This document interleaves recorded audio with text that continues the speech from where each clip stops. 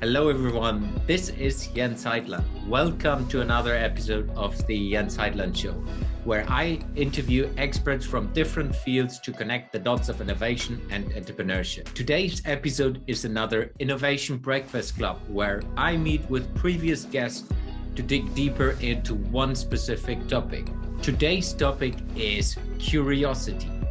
Please welcome back to the show Debora, Ulrike, and Mercedes. Hello, everyone. Welcome to the show again. It's great to have you. How are you doing? Good. It's fascinating that we managed to get back on the call, even with little changes in the last minutes. Thank you for that. Thank you for the flexibility. So today, it's all about curiosity. Let's start super high level. What is curiosity for you? Who wants to start? Okay, Ulrike wants to start. Just wanted to be fair, not to be the first all the time. Therefore, I was waiting. Curiosity.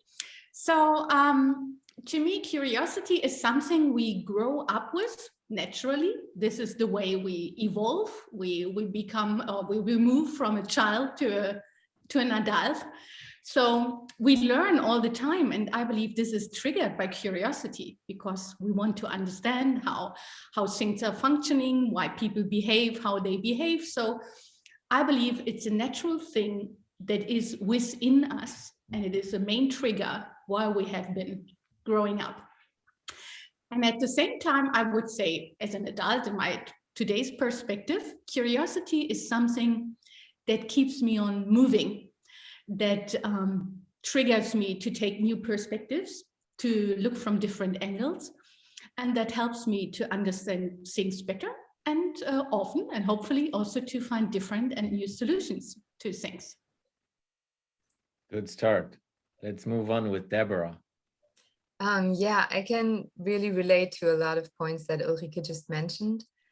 So I think that even though, like, one thing is that I think even though, curiosity is pretty natural to children, I think that it has a potential to find a plateau somewhere or to stagnate. And I think that as we grow older, there's something that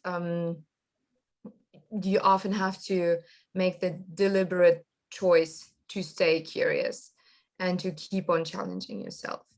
And I think that, yeah, I do agree 100% with Ulrike that it's, what kind of keeps you to look at things from different angles and to understand perspectives that differ from your own.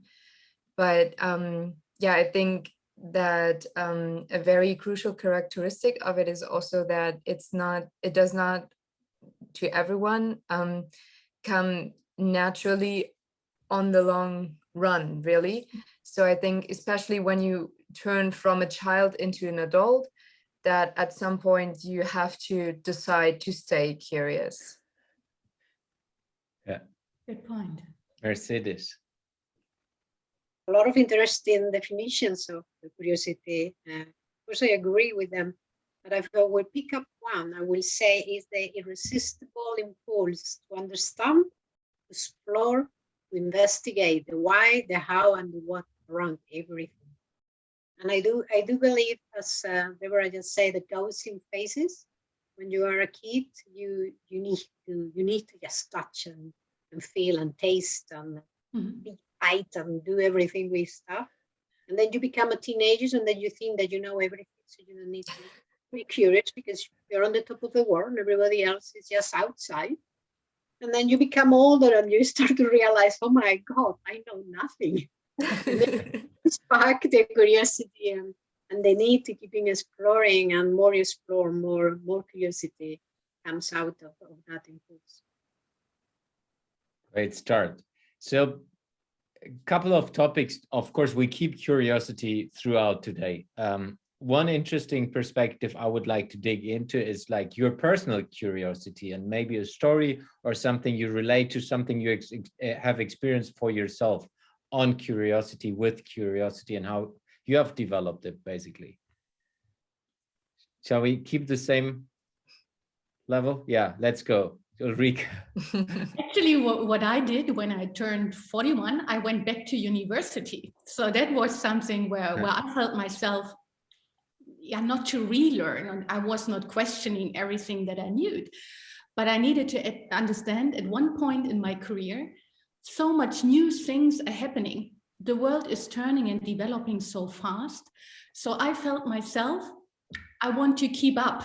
So, and of course, that's already a big challenge, but I wanted to understand what are new tools and methodologies that I can learn to have a broader toolkit, you could say. And at the same time, I benefited a lot because in such a school class, you have schoolmates and other students from many, many different companies, from different industries. So, and I was not used at all to find quick solutions, to really look into case studies and to find creative solutions rather quickly. And so I could benefit from those different, you could say life experiences, but also from new input from different companies, from case studies, from people. So it was a totally enriching experience, even though I have to admit that learning to learn is really hard. And also, of course, I was triggered by curiosity, but what I had totally underestimated, that it takes a lot of discipline as well. So it's not just fun to learn, of course, one way it is, but it's also sometimes pain to go through something, to really dig deep and to try to understand different perspectives. And probably in my working life before, I had a little, not consciously, but probably I had a little bit, I know my domain, I know my part, I can go on, I can even teach others or help others as a leader to grow. But doing this study, I was quite, you could say it was thrown in my face. No, there is so much more. And it's time constantly, the entire life, not just only with that study, to open up and to constantly learn. And it takes effort, yes. Great, thanks for sharing. Debora, any personal perspective from you? So after I graduated from high school at 18 years old, I decided to go abroad for a year, and I went to Tanzania. So I worked there for the Red Cross, and that was, like, everything kept you on your toes all the time because there was so many things that I was not familiar with. Mm-hmm. And that experience of, engaging with completely different mindsets and cultural values and just ways of approaching things, just everything. I could go on forever, but it really showed me how much I was into like understanding cultures, and also in the like area of communication, because you really have to engage with the people to kind of make sense of everything you're experiencing. And that was for me a giant boost in curiosity after my those teenage years, or at the end of my teenage years, where you think you know it all. That was kind of like stepping it up a bit. I can imagine it's slightly different experience than being in the school in Germany. Yeah, absolutely. Mercedes, what about you? Well, my first encounters with curiosity had as well sometimes a very bad end. I remember being a kid and I have a doll. When you move their arm, she changed the face. She could make image with the face. And I was so intrigued how on earth she was capable of blinking and smiling. I went and explored. He never smiled again. So sometimes curiosity, it doesn't end in the way you want, but I learned how the doll was working. And then other experience that could be, as Ulrike was saying, it demands effort. It doesn't come for free, and sometimes it demands courage to try something that could even be dangerous or feel almost impossible to accomplish. So I was wondering, how does it feel to be a cloud in the sky? So I jumped out of an airplane, of course with parachute, otherwise I would not be here. And that was an incredible experience as well, the curiosity to feel a completely different environment, to have a reference, how easy to float in the air. You know, when you don't have anything around you that remembers your gravity, because you don't feel it. That was amazing. Probably you ask me if I would do it again, I would say no. My curiosity is already satisfied. And then other part is curiosity around people. You know, people has amazing stories to tell, and everybody has a work experience behind them. So one of my favorite entertainment is every time I jump into a taxi driver, I say, "I'm sorry, I'm car seat. Can I sit in front?" Yeah. And then we're chatting all the time. Discover the life of people that is amazing. You know, how they came to the country where they are, you know, running around their taxi. And most of the time ends with pictures of their family, their grandkids, and sharing an experience of a life worth. So curiosity around people is something that I love. Yeah, great one as well. So let's move into business. So let's start with how have you experienced curiosity in business? And we can now move towards a normal conversational style. We don't need to have the right order always. So just feel free to build on each other. So what are the different experiences of curiosity in business and or not having, like seeing it's not working, whatever? So what are your thoughts? What comes to mind when you hear that? What comes to my mind first is something, who's the enemy of curiosity? What needs to happen that the company is not curious? And then the first thing that came to my mind is probably routines, doing the same over and over again. And of course, as we heard already from Debora, you need to take a decision. You know, it takes some effort. What Mercedes just said, it doesn't come for free. So I was thinking how to infuse curiosity, how to keep an organization moving. And of course, there is many different things to it. But one thing that I've learned, if you make the mistake and think, oh, I do one event a year, you know, this is then where I force everyone to make group work, to be a little bit creative, even worse, doing role play, you see that then people misbehave or they don't understand, and then people don't take it really serious. You know, then you have groups sitting there, oh my God, now I should use Lego serious play, I should paint a picture. And then you see that it doesn't resonate with everyone. So it's very important, what I've learned throughout my career, that you have regular sessions. Even better if you have a culture that allows people to be curious. But even if you don't have that, it's very important to have different pieces where people constantly reminded to probably take different angles, to learn from different perspectives, to be on the move, to have a constant desire for renewal. And that can happen with many different tools. You can have creative working methods, but something that worked really, really good, what I've learned, to transfer the problem.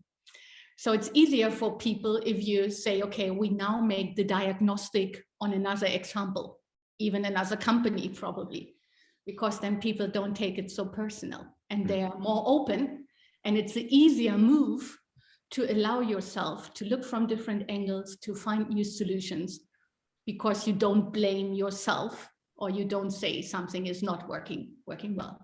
So transferring a problem is something that works well out of my experience. I believe, hanging on what you just say, I believe sometimes what stops companies to be curious is the risk associated when you start to explore something that is unknown, because it's very easy to stay on the things that we know because they are predictable. Companies are built over the foundation that minimize risk, making sure that you maximize profit. So it's an antidote to curiosity by default to preserve the status quo of a company. So very often when the companies embark innovation, then they create the space necessary sometimes for allowing exploration, creativity, and the ingredient to the sauce, of course, is curiosity. To be always curious about what is trying to happen around the corner, and to have always that mentality of leaning forward, trying to investigate what's trying to happen. And in that way, to anticipate whatever change that will come in your way. And if you don't cultivate that culture, that change are going to hit you back. Absolutely. So it's also a little bit what is then fostering such a culture. Something that also helps people to stay agile or to stay, let's say, in a flow is job rotation. And this is also something where people probably would say, oh no, I like to know my job. Like to know my domain or my arena, but probably pushing ourselves also a little bit out of the comfort zone, getting a wider spectrum helps quite a lot. Sometimes you don't need to go so far that you change the whole world. You can do internship. Yeah. Like 1 week in another department, just walk in the shoes and get another perspective and be curious how did they look. Sorry, Debora. Probably a softer version. So I think that one factor that might also be relevant is that if you set yourself a goal and that is what you work towards, once you've reached that, you can get lazy, like, because you can go like, okay, so I've reached my goal. I think that a lot of people work towards goals, or a lot of organizations work towards goals instead of taking the journey to get there kind of as the main project, really, to kind of stay on your toes and to be able to respond to challenges, things happening, things coming in. That's also something that I think might be relevant in creating a culture that fosters curiosity. Absolutely. Like having something very important, and is when people, like individuals or companies as a collective, have a purpose-driven vision. The vision is something you never reach. Yeah. By default, it's aspirational and inspirational, and it puts the arena for people trying to do a little bit better, to go forward, to explore more, never be satisfied on the status quo. So as an individual, to have as well your life described in terms of purpose, a vision, will keep you curious and sure about it. Mm-hmm. That links also a little bit into having this inclusive culture where you constantly invite people to take part in the solution finding, or even in the strategic description, where should we go, what should we do? And I think that today, anyhow, more and more, the workforce is requesting such an open culture. And if there are still companies with a very old school way of leading, I think they just miss out. And today's fast-moving world requires to invite everyone to take part. And that then also helps because people are constantly invited to learn and to describe a bigger agenda than their own piece of work, so to say. So that helps us also to be creative. Absolutely, 100% agree. And Debora and I have been on a call today with fairly conservative industry, which is the real estate retail industry, where this way of thinking is not the norm yet, like you explained, Ulrike.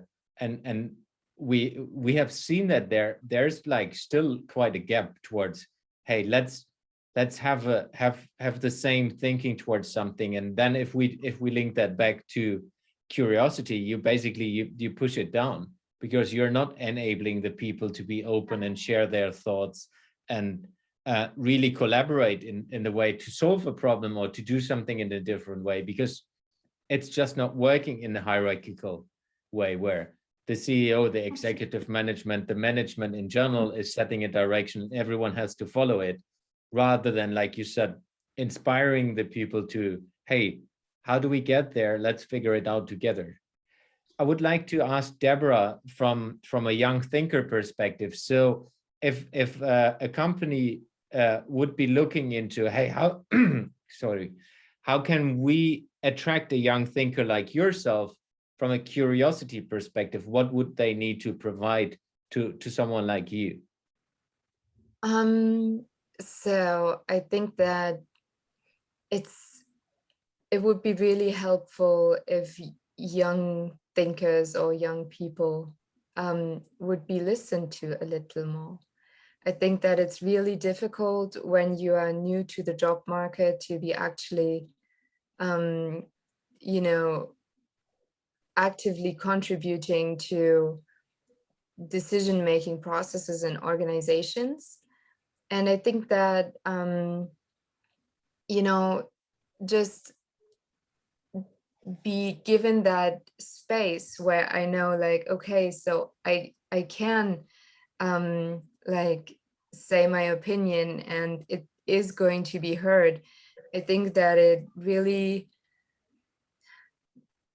does help you to be willing to, create more thoughts on what might be relevant, and also to dig into that a bit, and to get more engaged with the company itself and its vision. And I think that would be something, that would be really, really cool if that was possible or enabled a little more by people in leadership positions. I think what you say, is very important, Debora, and being heard and wanting to take part is actually now something that requires everyone. So if we see the entire workforce, from our young starters to the ones approaching pension, everyone is requesting to take part and to be heard. And I think that there is many opportunities through workshop formats. So even if a company don't have that culture today, I'm 100% convinced you can learn that. Yeah. Exploring together to find the solution.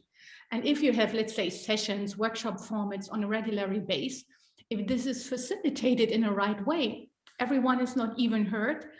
Everyone is also invited to take part, because no one holds all the answers today. Mm-hmm. Nor the management, nor the employees. We need each other to build, to learn, and to grow. And I think curiosity is just a great door opener to let us explore that space. How can we do things smarter, better, more efficient, you name it. Yeah.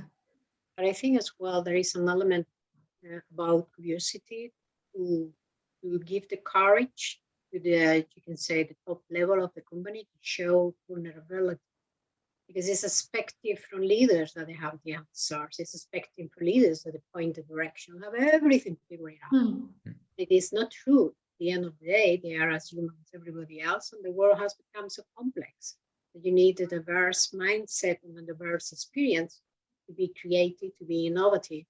And sometimes what is lacking is the humbleness, and then show vulnerability and ask for help and ask for input and be willing to be criticized, even in a constructive way, and recognize, wow, their ideas were much way better than mine.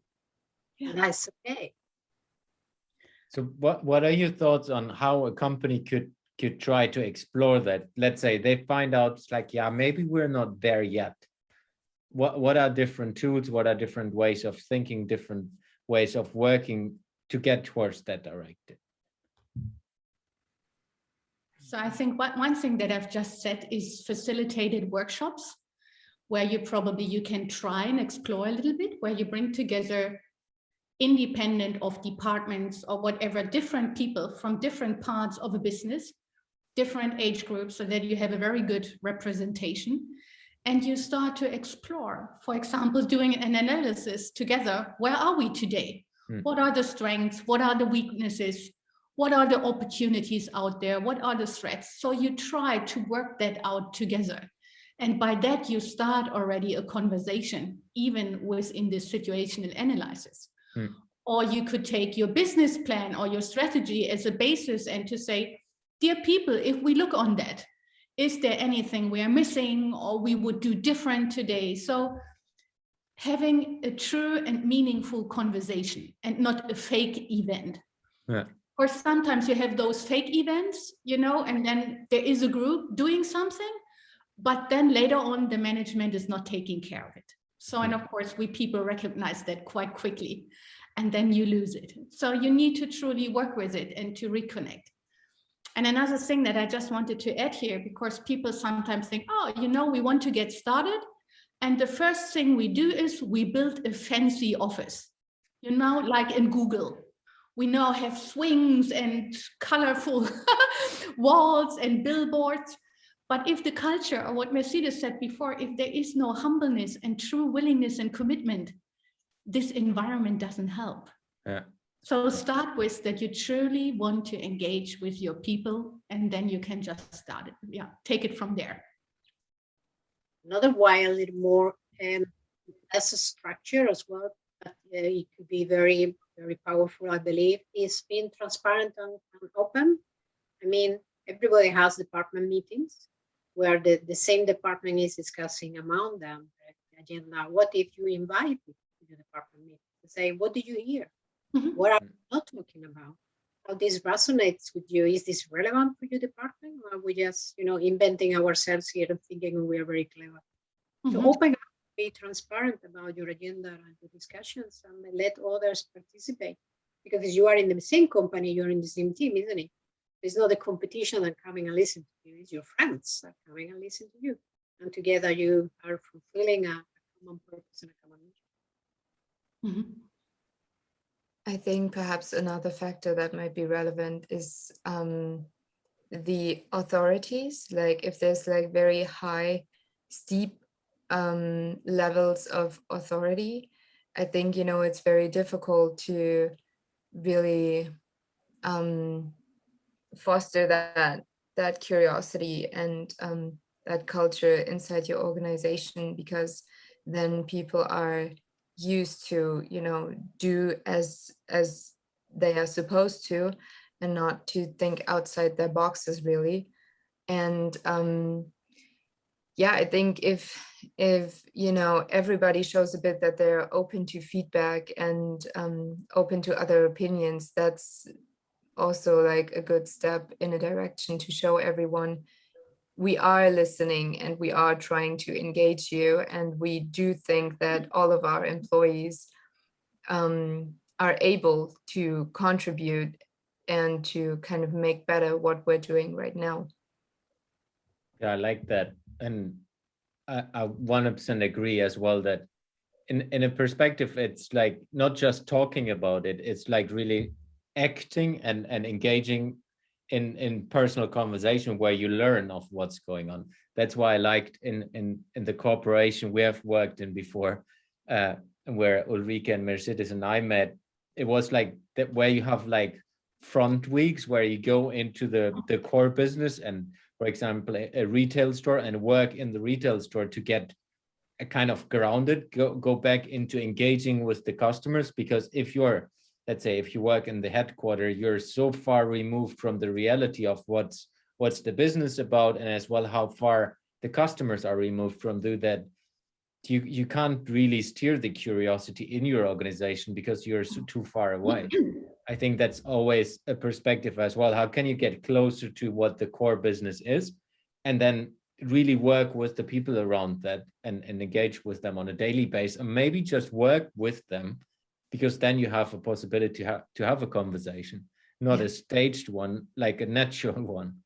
Absolutely. So keeping people engaged, part of the loop, and constantly also reminding yourself as a leader, but also we as normal co-workers, just that we always try to ask, what if?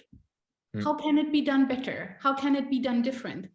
Or coming back to, let's say, if you have a meeting, you can also take different perspectives and say, we are the sales department. So maybe we come up with a new solution, but then in the end of the meeting, we can defend our solution by just saying, if we are now the logistics guys, what would we think about? Or if we are now the bookkeeping, is this something that is tangible? So helping ourselves through smart questioning, through different creative methodologies, to take different perspectives. And by that, learning if something is missing or can be done even better. Innovation. So if we move towards innovation and merging curiosity, or at least bundling curiosity with innovation, how do you see, is it an enabler of innovation inside the company? Is it hindering if there's too much curiosity? Is it hindering to have no curiosity? What are your thoughts? So I would say that it is an enabler at first, because to be innovative, you want to also make use of the ideas that your employees have. And if you don't do that, and your employees are not curious, you're kind of wasting a lot of talent that your organization possesses. So I think it does enable, but I think that on the last podcast, we also touched on how, sometimes too much change can be harmful to an organization and can kind of exhaust people in that organization. So I think that it's the same with curiosity, that there is like a balance that you have to find, and that, it does like open up a lot of channels to get ideas and to innovate, but it should not be like overload, so that people get overly exhausted and their minds get too cluttered with too much curiosity. I don't know. I think there is different motors in a company that needs to be running all the time. In the world of innovation, you talk about this exploration motor and the exploit motor. And I think we have the capability to switch between those motors. It's not that everybody needs to be on the front end running, inventing, exploring, and so on and so forth. Sometimes you can take your idea and make it a reality, where it's a completely different process. Even there is a degree of curiosity, but there is a much more bigger degree of rigor and process and thoroughness. And to have the capability of being switching, rotating, making sure that the forces are always on the toes, but not every day, 5 days a week, every week. So have that, use that, if it is a big company, use that kind of rotation to give the people the opportunity as well to see all these wonderful ideas and all this curiosity and exploration to become a reality, because this is a huge satisfaction to be part of an innovative project and see how they scale up and deliver the value you were expecting. And then you go in a completely different mode to be able to implement, and scale, and repeat. So it's a different kind of mindset. And then you go back and explore a new idea. So if you have that opportunity to play around with these two motors, making sure there is a good dynamics and there is a good ownership as well, because it's the other thing that often happens is a lot of people are just, working with ideas, but nobody really create any value. So have a little bit of ownership on the patience and the process and the rigor that takes to create an idea, make it as well a value. Our work comes behind the fun work. Absolutely. Yeah, I think you could also say allow curiosity to flourish. As when it flourishes, then innovation can happen, because it all starts with that we are capable and that we are wanted to express and explore. So if we let it flourish, then innovation can happen. And I do believe that it takes then the courage, coming back to what we've heard before, it takes the courage to take a decision to try out. Because I think in companies, we are not missing, maybe sometimes it's not so visible, but generally we are not missing curiosity. we're missing the courage to do things. And if we allow that, then of course you need to organize it somehow. You need to have filter mechanisms not to overload the organization. But probably missing is the courage to get going and to try out and to learn from failure. That's a good one. I would like to finish our conversation today again with a roundup of thoughts, learnings on curiosity. So every one of you getting a chance of a rapid fire perspective on your thoughts on curiosity. Let's start with Debora again. Yeah, so I think that curiosity is a major asset to any organization. I think that the decision to stay curious must be made. However, I do think that there's a lot of truth also in what Mercedes said, that, you know, it kind of comes in waves a bit. I think that, yeah, it's a major driver of innovation and to stay on your toes and to stay agile. And I think that once, you know, the company finds a combination of enabling curiosity and also kind of fostering courage to perform on that, they should be doing quite good. Yes. Let's go over to Ulrike. Yeah, so as we all want to do good, how to unlock then curiosity? And this is probably through creativity. And here there is a lot of methods that can help us to allow ourselves to play, to explore again.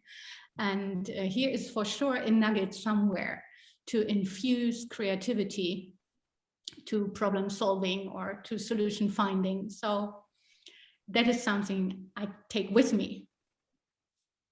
Mercedes. Well, I believe that like happiness and laughing and these kind of things, curiosity is contagious. Let it be. I mean, when you are surrounded by people that are very curious and start to ask questions, you start to wonder yourself, like, oh, wow, that was a good question. What about this? What about that? And I think it's a great source of energy. Be surrounded with people that is curious creates more curiosity. So making sure that you are yourself, putting yourself in arenas, in environments where there's a lot of curiosity, and they will keep you flowing. Awesome. Thank you very much for joining today again, talking on the Innovation Breakfast. It was a pleasure having you on the show again. Thank you very much, everyone.